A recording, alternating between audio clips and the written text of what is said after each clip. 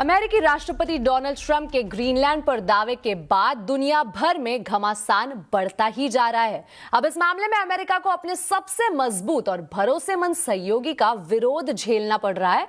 European union ने दो टूक कह दिया है कि ट्रंप ग्रीनलैंड को लेकर जो कुछ कर रहे हैं उसका पूरा यूरोप एकजुट होकर विरोध करेगा।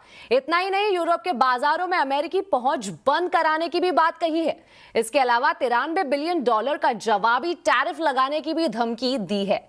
यूके के प्रधानमंत्री कीर स्टारमर और फ्रांस के राष्ट्रपति इमैनुअल मैक्रोन ने सहयोगियों पर टैरिफ की धमकी को गलत बताया है। इसके अलावा ग्रीनलैंड की सिक्योरिटी को प्राथमिकता देने की बात भी कही है। इससे पहले ट्रंप ने ग्रीनलैंड पर अमेरिका का समर्थन नहीं करने वाले देशों पर 10% अतिरिक्त टैरिफ लगाने का ऐलान किया है। इतना ही नहीं, ट्रंप ने मिलिट्री एक्शन की चेतावनी भी दी है। ट्रंप ने रूस का बहाना लेकर डेनमार्क को धमकी भी दी है। वहीं ग्रीनलैंड के मुद्दे पर टैरिफ लगाकर डोनाल्ड ट्रंप ने यूरोप से सीधी टक्कर ले ली है। लेकिन ट्रंप ग्रीनलैंड में वही करना चाहते हैं जो पुतिन ने यूक्रेन में किया है। ऐसे में आखिर क्या है ट्रंप का प्लान, और अगर ऐसा हुआ तो ट्रंप को कैसे अपने सहयोगी के विरोध का सामना करना पड़ेगा, देखिए इस रिपोर्ट में।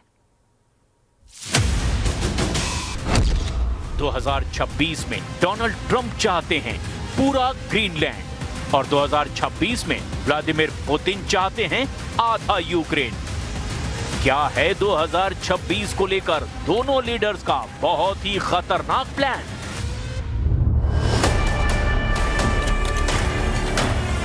दो 2026 की शुरुआत में ही ट्रंप और पुतिन के इरादों को देखकर पूरा यूरोप घबरा गया है। मैक्रोन, मर्ज और मेलोनी अब ज़ेलेंस्की को नहीं, पहले यूरोप को बचाने की सोच रहे हैं, क्योंकि ट्रंप ने डेनमार्क के ग्रीनलैंड को उसी तरह निगलने का प्लान तैयार किया है जैसे पुतिन ने यूक्रेन में ऑपरेशन डॉनबास चलाया है। दोनों के नक्शे देखकर समझा जा सकता है कि ट्रंप का ऑपरेशन ग्रीनलैंड क्यों 3.5 यूक्रेन के बराबर कहा जा रहा है। यूरोप के सबसे बड़े देश यूक्रेन का इलाका 6,03,000 वर्ग किलोमीटर से भी बड़ा है। इसके मुकाबले में ग्रीनलैंड का इलाका 21,66,000 वर्ग किलोमीटर से भी ज्यादा है। और ये आंकड़े देखकर यूरोप बहुत घबराया हुआ है, क्योंकि ग्रीनलैंड को हटाकर खुद यूरोप का इलाका 40 लाख वर्ग किलोमीटर है।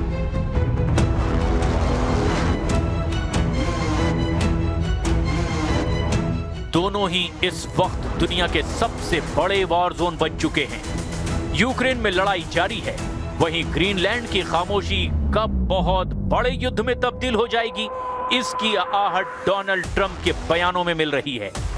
We need Greenland from the standpoint of national security, and Denmark is not going to be able to do it, I can tell you. Donald Trump ने ग्रीनलैंड के मुद्दे पर यूरोप को सजा देनी भी शुरू कर दी है। ट्रंप ने ऑपरेशन ग्रीनलैंड का विरोध करने पर अपने मित्र देशों पर ही टैरिफ बम फोड़ दिया है। ट्रंप ने सबसे पहले डेनमार्क पर 10% टैरिफ लगाया, जो 1 फरवरी से लागू होगा। ट्रंप का टैरिफ बम वाला गुस्सा यहीं नहीं रुका, उन्होंने यूरोप के सबसे ताकतवर देशों पर भी टैरिफ बम लॉन्च कर दिया है।